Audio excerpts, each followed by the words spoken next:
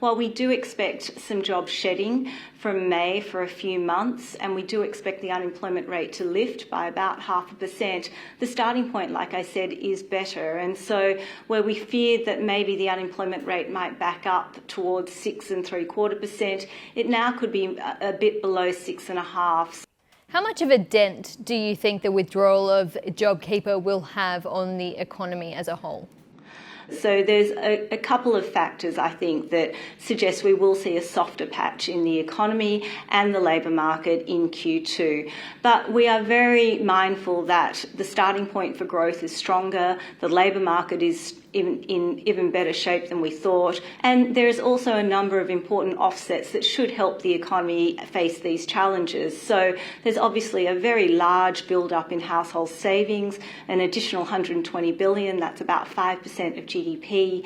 The borders, we know, staying shut will keep another pool of money in the economy, and there's been a real front-loading of stimulus, I think deliberately so, to help this softer patch that's ahead. So look, we're reasonably or at least cautiously confident that there will be a moderation in activity and the labour market, but really it is a softer patch. It should not derail the recovery that is really well underway and proving much stronger than we thought.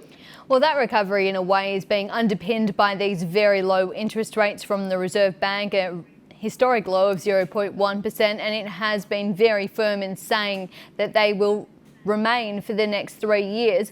Do you think it will be? Do you think it will need to raise them earlier, given the fact that things look like they're improving a little faster than anticipated? I think it's pretty clear that the economy and the labour market is probably surprising the Reserve Bank to the upside. It wouldn't be a surprise to see a further upgrade in their growth forecasts, maybe a further downward revision in their unemployment rate forecasts when they do their next lot of revisions in May. But at the end of the day, we still have to be mindful that while the unemployment rate is moving in the right direction, it's still a long way from full employment. And the governor last week actually suggested that full employment's probably closer to 4%, possibly even starting with a 3. And so we're still a long way from that. And particularly when you take into account underemployment, there is still a lot of slack in the system. In terms of that tighter labour market, how possible is it going to be for the unemployment rate to get down to something with a 4 in front of it if the government is pulling stimulus at a time when the unemployment rate is sitting at 5.8% and presumably is going to start to focus on budget repair? Will we get there? So I think Australia is really interesting from where it sits on the fiscal stance and as we go forward. And I think what we've suggested for some time now is that fiscal policy is being recalibrated for recovery. So from that perspective, that should be helpful in supporting growth and the recovery and the labour market in turn. But it does continue to suggest that the Reserve Bank will need to play an important role to keep overall monetary conditions very stimulatory to assist as fiscal policy is eased back somewhat.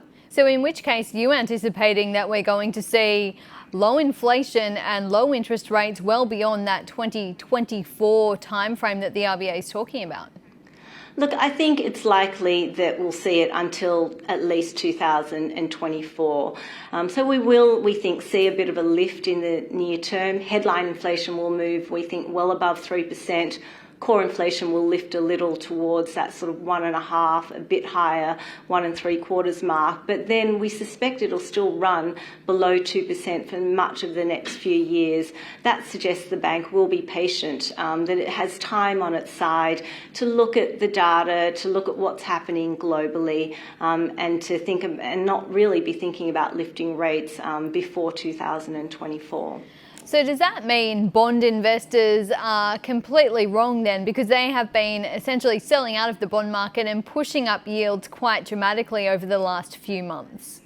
There's a real sense of optimism in markets, and the reflation theme has really intensified.